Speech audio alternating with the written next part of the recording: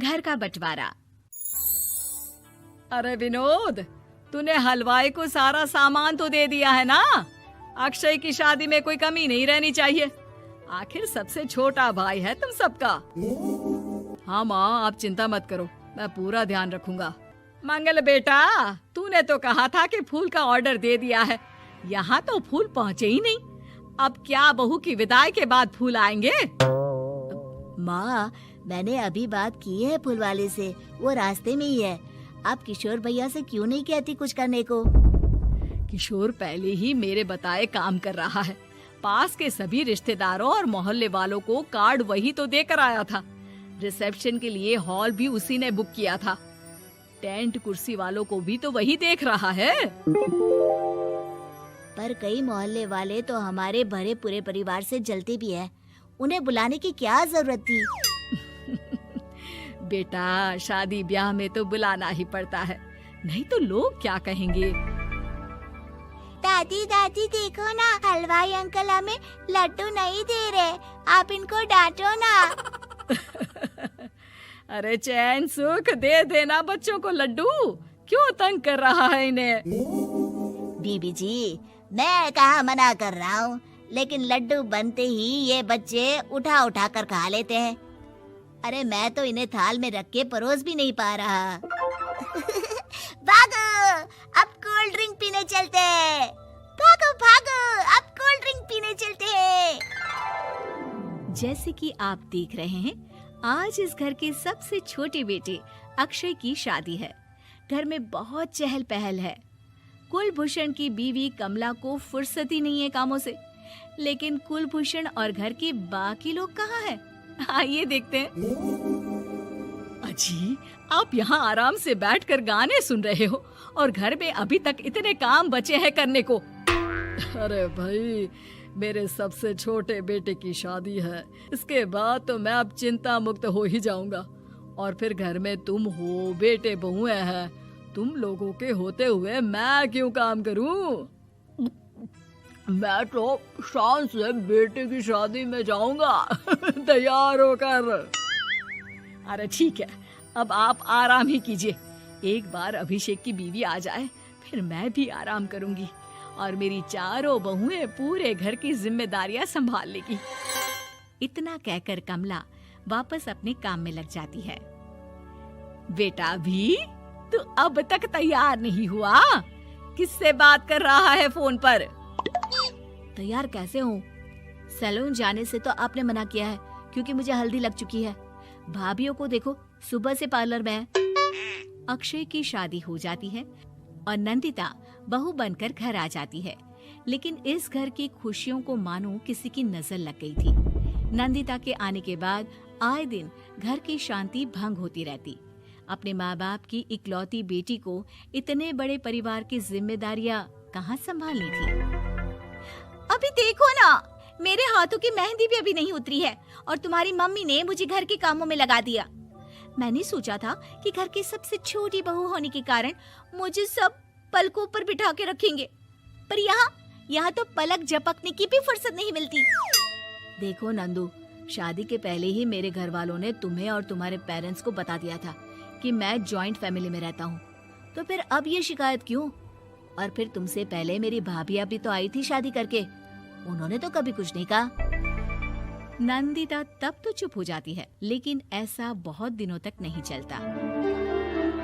अरे नंदिता, माँ बाबूजी की दवाई का टाइम हो गया है, उन्हें दवाई दी आओ और उसके बाद सबके लिए नाश्ता बना देना। पर भाभी, मैं तो अभी अपना फेवरेट सीरियल देख रही हूँ, प्लीज मेरी जगह आप कर लो ना ये काम।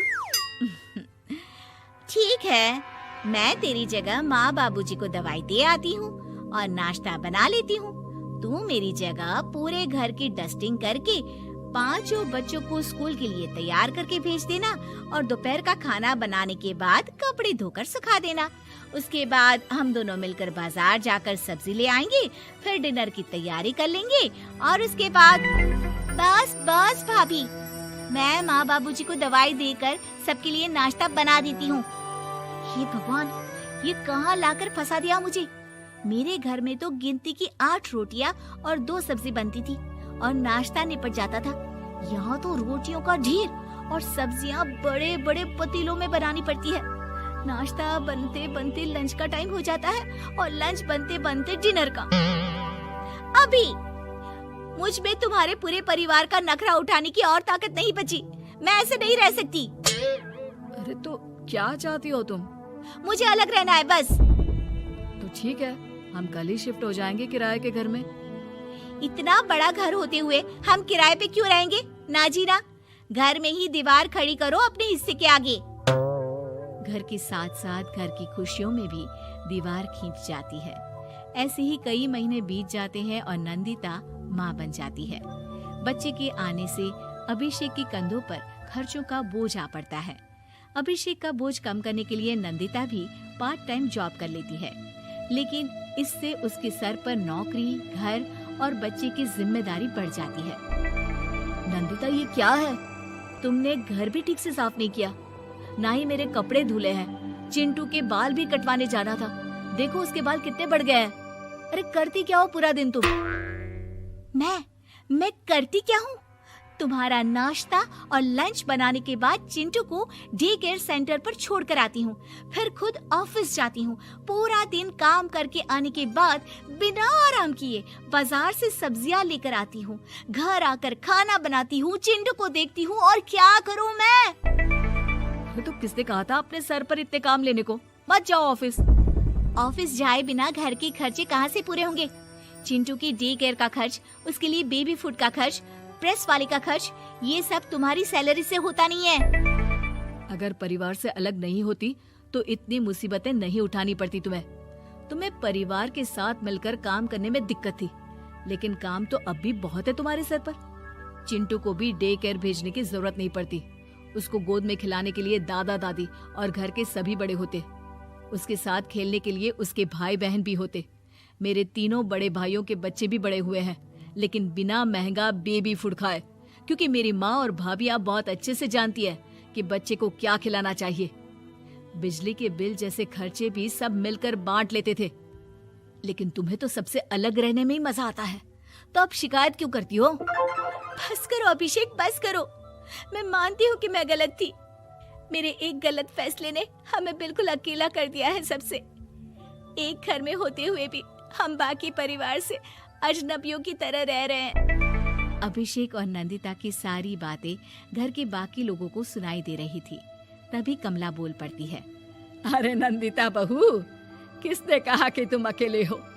तुम्हारा इतना भरा पूरा परिवार है ना तुम्हारे साथ। हम तो बस ये चाहते थे कि तुम अपनी गलती समझ जाओ।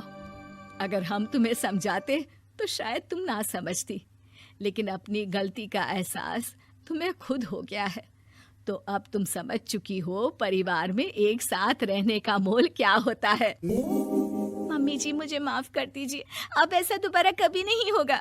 अरे माफी बाद में, पहले मेरा पोता जरा मेरी गोद में तो दे, और तू जाकर सबके लिए चाय बना ला।